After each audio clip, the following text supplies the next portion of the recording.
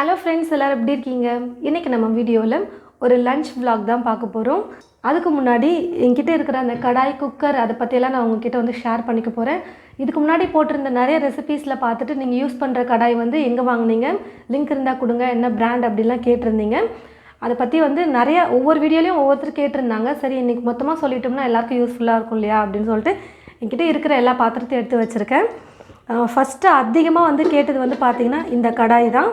இந்த கடாயை நீங்கள் யூஸ் பண்ணுறது எங்கே வாங்குனீங்கன்னு நிறைய பேர் எல்லா வீடியோலையும் அட்லீஸ்ட் ஒரு 2-3 கமெண்ட்ஸாவது வந்துடும். நான் வந்து கோயம்புத்தூரில் குடியிருக்கேன். இங்கே வந்து மேரேஜ் அப்போ தான் இந்த கடாய் வந்து வாங்கினோம். தனியாக வீடு பார்த்ததுக்கப்புறமா குக்கர் கடாயெல்லாம் கொஞ்சம் வந்து வீட்டில் வாங்கி கொடுத்தாங்க. சாய்பாபா காலனியில் வந்து பார்த்திங்கன்னா ஐடியல் பாத்திர கடை இருக்குது. அங்கே தான் நாங்கள் வந்து பர்ச்சேஸ் பண்ணோம். இந்த கம்பெனி வந்து பார்த்திங்கன்னா ஃபியூட்ரா பிராண்டு தான். 4 லிட்டர் இது வந்து இதிலே வந்து பார்த்திங்கன்னா போட்டிருக்காங்க ஃபியூட்ரா குக்வேர். அதுக்கப்புறம் ஹார்ட் அனடைஸ்டு. இதுக்கு மூடியும் வந்து அவங்களே கொடுத்துட்டாங்க. செட்டாக வந்து இந்த மாதிரி ஹுட்டனில் வந்து மூடி வச்சு புடி வச்சு இந்த மாதிரி ரெண்டுத்துக்கும். இது வந்து எனக்கு தெரிஞ்சு இப்போ நான் 4 மாதமாக யூஸ் பண்ணிகிட்ருக்கேன். நல்லா தான் இருக்குது. ஸ்டீல் கரண்டியெல்லாம் போடாமல் ஹுட்லேயே நம்ம வந்து யூஸ் பண்ணும்போது நல்லாயிருக்கும். அதுக்கப்புறம் குக்கரும் வந்து கேட்டிருந்தீங்க நிறைய பேர். இது வந்து பார்த்திங்கன்னா அல்ட்ரா, இதுவும் வந்து ஐடியலில் தான் நான் வாங்கியிருந்தேன். அல்ட்ரா அப்படிங்கிற ஒரு பிராண்டு. எத்தனை லிட்டர்னு தெரியல. இது வந்து ரொம்ப வெயிட்டாக இருக்கும். அந்த கடாயும் ஓரளவுக்கு வெயிட் தான். ஆனால் இந்த குக்கர் வந்து பார்த்திங்கன்னா பயங்கர வெயிட்டாக இருக்கும். என்னால் இப்படி எடுத்து இப்படி ஊற்றவே முடியாது. உள்ளே இப்போ ஏதாச்சும் இருந்துச்சுன்னா எங்கள் வீட்டுக்காரர் ஹெல்ப் பண்ணுவார் வீடியோ எடுக்கிறப்பெல்லாம். ஏன்னா அந்த அளவுக்கு செம்ம வெயிட்டு, நல்லா அடிகனமான ஒரு குக்கர் தான் இது. இது வந்து நல்லாவே எனக்கு யூஸ்ஃபுல்லாக இருக்குது. நல்ல வெயிட்டு, அடிகனமாக இருக்கிறதுனால தீஞ்சு போகாது எதுவும் அவ்வளோ சீக்கிரமாக. இது வந்து நல்லா இருக்குது. கொஞ்சம் பொங்கி வரதெல்லாம் வெளில வராமல் இருக்கிறதுக்காக இப்படி கொடுத்துருக்காங்களா என்னன்னு தெரியல. ஆனாலும் எனக்கு இதையும் தாண்டி பொங்கி வரும். ரேட் வந்து பார்த்திங்கன்னா எனக்கு ஞாபகம் இல்லை, அதுதான் உண்மை. வீட்டில் அம்மாவும் கேட்டால் அவங்களுக்கும் ஞாபகம் இல்லை. சரி, ஓகே, நம்ம என்ன பிராண்ட் அப்படின்னு சொன்னாச்சும் நீங்கள் வாங்கிக்கலாம் இல்லையா அப்படின்னு. இது வந்து பார்த்திங்கன்னா இதோட இன்னொரு சைஸ் பாத்திரம் வந்து அம்மா வீட்டில் இருக்குது. பிரியாணி செய்யும் போது நீங்கள் இது என்ன பாத்திரம் அப்படின்னு நிறைய பேர் கேட்டிருந்தீங்க. அந்த பிரியாணி பாத்திரம் அதோட குட்டி வெர்ஷன் தான் இது. இது சின்ன பாத்திரம். இதுக்கு கண்ணாடி லிட் வந்து கொடுத்துருக்காங்க. ப்ரெஸ்டீஜ். இது வாங்கி கொஞ்சம் வருஷம் ஆகிடுச்சு. ஆஃபரில் வாங்கினோம். அது ப்ரெஸ்டீஜ் சேல் ஆஃபரில் அப்படின்னு சொல்லிட்டு போட்டிருந்தாங்க, அப்போ வாங்கினோம். இதுவும் வந்து ப்ரெஸ்டீஜ் குக்கர். இது வந்து ஓரளவுக்கு வெயிட்டாக இருக்கும். ஆனால் இந்த குக்கர் வந்து பார்த்திங்கன்னா ரொம்ப வெயிட்டு. ஸ்டீல் குக்கர் இது. இது வந்து நான் சாதம் வடிக்கிறதுக்கு அந்த மாதிரிலாம் யூஸ் பண்ணிப்பேன், வெரைட்டி ரைஸ்லாம் பண்ணுறதுக்கு. அப்புறம் இது வந்து கேட்டிருந்தீங்க ஒரு சிலர் வந்து வீடியோ போட்டிருந்தப்ப இந்த ஸ்டீமர் யூஸ் பண்ணும்போது. இது இப்போ மோஸ்ட்லி எல்லா இடத்துலையுமே கிடைக்குது. நீங்கள் பாத்திர கடையில் கேட்டிங்கனாலே கிடைக்கும். ஆன்லைன்லேயும் விற்கிறாங்கன்னு நினைக்கிறேன், நான் பார்த்துருக்கேன். இதுவும் ஐடியலில் வந்து பார்த்திங்கன்னா விற்கிறாங்க. நீங்கள் வந்து கேட்டிங்கன்னா கொடுப்பாங்க ஸ்டீமர். நம்ம காயெல்லாம் தண்ணி ஊற்றி வேக வைக்கிறதுக்கு, தண்ணியிலே போட்டு நம்ம வேக வைக்கிறதுக்கு இந்த மாதிரி ஸ்டீமரில் இது மேலே காய போட்டு கீழே தண்ணி ஊற்றி வச்சிட்டோம்னா சூப்பராக வெந்து வந்துடும். நான் வந்து பார்த்திங்கன்னா அதிகமாக இந்த பாத்திரத்தை மட்டும் தனியாக யூஸ் பண்ணிக்குவேன். சாம்பார் அந்த மாதிரிலாம் செய்கிறதுக்காக யூஸ் பண்ணிக்குவேன். இன்னொரு கடாய் வந்து பார்த்திங்கன்னா இப்போது நான் வந்து டிமார்ட்டில் வாங்கிட்டு வந்தேன். இது வந்து 599 ரேட்டு. இதுவும் ஹார்ட் அனடைஸ்டு அப்படி தான் போட்டிருந்துச்சு. ஏற்கனவே இந்த மாதிரி கடாய் வந்து அம்மா வீட்டில் ஒன்று இருக்கும். ரொம்ப வருஷமாக நாங்கள் வச்சிட்ருக்கோம். அது வந்து ஸ்டீல் கரண்டி போட்டு தான் நாங்கள் யூஸ் பண்ணுவோம். எதுவுமே ஆகாது, ஸ்க்ராட்ச் ஆகாது, அந்த மாதிரி எதுவுமே ஆகாது. ஸ்டீல் நாரும் போட்டு தேய்ச்சி நாங்கள் வந்து வாஷ் பண்ணுவோம். ஆனால் எதுவுமே ஆகாது. அதே மாதிரி கடாய் நாங்கள் நிறைய இடத்துல தேடி பார்த்தோம், கிடைக்கவே இல்லை எங்களுக்கு. அந்த மாதிரி பாத்திரமாக இருந்தால் நல்லாயிருக்கும் அப்படின்னு சொல்லிட்டு இது பார்க்குறப்ப எங்களுக்கு அந்த மாதிரி ஃபீல் ஆச்சு. வீட்டில் அந்த மாதிரி கடாய் மாதிரி இருக்கிற மாதிரி இருந்தது. அதனால் வாங்கினோம். ஆனால் இதுவும் ஹார்ட் அனடைஸ்டு அப்படின்னு தான் போட்டிருந்தது. மேரேஜ்க்கு கிஃப்ட் வந்து கொடுத்துருந்தாங்க ஒரு அலுமினிய குக்கர் வந்து. அது வந்து அப்படியே இருக்குது, இன்னும் நான் யூஸ் பண்ணல. யூஸ் பண்ணதுக்கப்புறம் நான் உங்ககிட்ட ஷேர் பண்ணிக்கிறேன். இவ்வளோ தான் பாத்திரமே. ஒரு அலுமினிய கடாய் ஒன்று வச்சுருக்கேன், அவ்வளோதான். மீதி எல்லாமே வந்து நம்ம சமைச்சு ஊற்றுற மாதிரி பாத்திரங்க அந்த மாதிரி தான் இருக்குது. இவ்வளோ தான் இப்போ நான் சமைக்கிறதுக்கு யூஸ் பண்ணுற பாத்திரம். இன்னும் 2 பாத்திரம் இருக்குது. அதாவது பேன் வந்து இருக்குது. அதுவும் ஃபியூட்ரா தான்.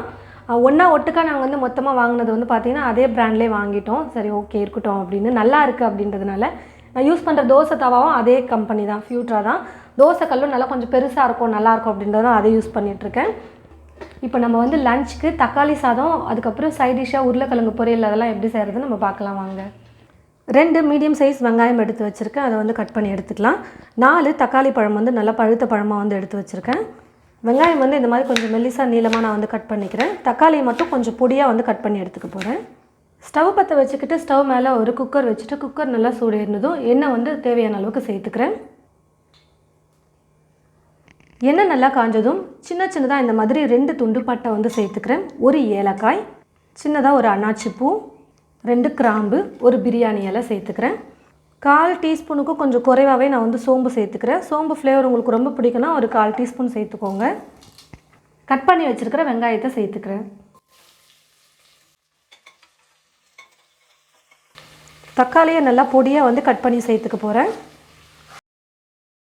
வெங்காயம் ஓரளவுக்கு நல்லா இந்த மாதிரி பொன்னிறமாக வதங்க ஆரம்பிச்சதும் 2 பச்சை மிளகாய் இது போல் கீரி எடுத்து வச்சுருக்கேன், அதை சேர்த்துக்கிறேன். இஞ்சி பூண்டு பேஸ்ட் வந்து சேர்த்துக்கிறேன். கட் பண்ணி எடுத்து வச்சுருக்கிற இந்த 4 தக்காளி பழத்தையும் சேர்த்துடுறேன்.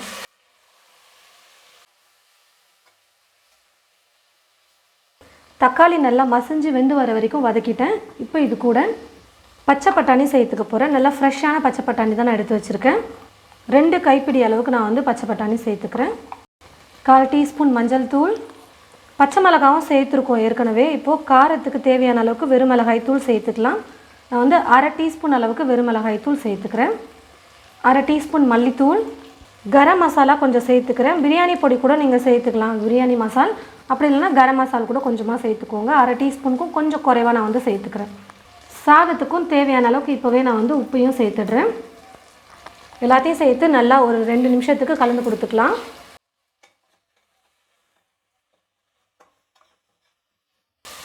மசாலா எல்லாத்தையுமே சேர்த்துட்டு நல்லா ஒரு 2-3 நிமிஷத்துக்கு நான் வந்து குக் பண்ணி எடுத்துக்கிட்டேன். மசாலோடைய பச்சை மணமெல்லாம் இப்போ ஓரளவுக்கு நல்லா போயிடுச்சு. இப்போ இது கூட கொஞ்சமாக புதினா எடுத்து வச்சுருக்கேன், அதை சேர்த்துட்டு ஊற வச்சு எடுத்து வச்சுருக்கிற அரிசியை வந்து சேர்த்துக்க போகிறேன். நான் வந்து 300 கிராம் அளவுக்கு அரிசி எடுத்திருக்கேன், சாப்பாட்டு அரிசி. நீங்கள் சீரக சம்பா இல்லைனா பாஸ்மதி அரிசி அந்த மாதிரி எது வேணாலும் சேர்த்துக்கலாம். நீங்கள் என்ன அரிசி எடுக்கிறீங்களோ அதுக்கேற்றது போல் தண்ணி வந்து நீங்கள் பார்த்து வச்சுக்கோங்க. நான் வந்து இப்போ சாப்பாட்டு அரிசி தான் சேர்க்குறேன், அதனால் 1 கிளாஸ் அரிசிக்கு 2 கிளாஸ் தண்ணி வந்து சேர்க்க போகிறேன். அரிசியை சேர்த்துட்டு லைட்டாக கலந்து கொடுத்துட்டு தண்ணி சேர்த்துக்கலாம். இந்த கிளாஸில் தான் நான் 1 கிளாஸ் அரிசி எடுத்துருந்தேன், இப்போ 2 கிளாஸ் தண்ணி சேர்த்துக்கிறேன். தண்ணி நல்லா கொதிக்கட்டும். அதுக்கப்புறமா நம்ம வந்து குக்கர் மூடி போட்டு மூடி வச்சுக்கலாம். இது போல் தண்ணி கொதிக்க ஆரம்பித்ததுக்கப்புறம் குக்கர் மூடி போட்டு மூடி வச்சுட்டு உங்களுடைய வீட்டு குக்கரில் எத்தனை விசில் விட்டால் சாதம் வெந்து வருமோ அத்தனை விசில் விட்டு எடுத்துக்கோங்க. நான் வந்து இப்போது 4 விசில் விட்டு எடுத்துக்க போகிறேன். தக்காளி சாதம் விசில் வந்து வெயிட் குறையிறதுக்குள்ளே நம்ம வந்து உருளைக்கிழங்கு பொரியல் பண்ணிக்கலாம். தயிர் பச்சடி நான் வந்து போட போகிறேன், அதனால் உருளைக்கிழங்கு நிறையா செய்ய வேணான்னு சொல்லிட்டு நல்லா பெருசாக இருக்கிற மாதிரி 2 உருளைக்கிழங்கு எடுத்து வச்சுருக்கேன், அதை வந்து கட் பண்ணி எடுத்துக்கிறேன். உங்களுக்கு எப்படி வேணுமோ அதுக்கேற்றது போல் நீங்கள் உருளைக்கிழங்கை கட் பண்ணி எடுத்துக்கோங்க. இந்த மாதிரி நான் வந்து உருளைக்கிழங்கை கட் பண்ணி எடுத்துக்கிறேன், கொஞ்சம் நீளமாக. உருளைக்கிழங்கு வந்து நான் வந்து கட் பண்ணி எடுத்து வச்சுக்கிட்டேன் 2 உருளைக்கிழங்கையும்.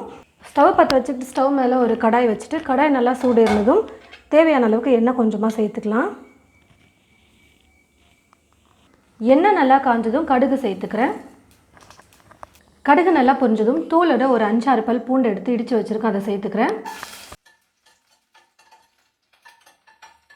பூண்டு ஓரளவுக்கு வதங்கினதும் கட் பண்ணி எடுத்து வச்சுருக்கிற இந்த உருளைக்கிழங்கை சேர்த்துக்கலாம். கூடவே கருவேப்பிலையை கொஞ்சம் சேர்த்துட்டு கலந்து கொடுத்துக்கிறேன். உருளைக்கிழங்கு ஒரு பாதி அளவுக்கு நல்லா வெந்து வரட்டும். தயிருக்கும் வந்து பச்சடி ரெடி பண்ணிக்கலாம். 1 வெங்காயம் வந்து கட் பண்ணி எடுத்து வச்சுருக்கேன், தயிர் கொஞ்சம் எடுத்து வச்சுருக்கேன். கூடவே கொஞ்சமாக கொத்தமல்லியை பொடியாக நறுக்கி வச்சுருக்கேன், அதையும் சேர்த்துட்டு உப்பு கொஞ்சமாக சேர்த்துட்டு நல்லா கலந்து கொடுத்துக்கலாம். கொஞ்சம் கெட்டியமாக இருந்ததுன்னா பச்சடி வந்து தண்ணி வந்து லைட்டாக கொஞ்சம் சேர்த்து கலந்து கொடுத்துக்கலாம். வெங்காயம் கொஞ்சம் ஊறிச்சுன்னா அதிலே வந்து தண்ணி விடுற மாதிரி இருக்கும், அதனால் அப்புறமா தண்ணி வேணும்னா சேர்த்துக்கலாம். இப்போ நல்லா கலந்து கொடுத்துட்டா மட்டும் போதும். உருளைக்கிழங்கு வந்து நல்லா ஒரு பாதி அளவுக்கு வெந்து வந்துருச்சு. இப்போ மசாலாம் சேர்த்துக்கலாம். காரத்துக்கு தேவையான அளவுக்கு வெறும் மிளகாய் தூள் சேர்த்துக்கோங்க. நான் வந்து இப்போ 1/4 டீஸ்பூன் சேர்த்துக்கிறேன்.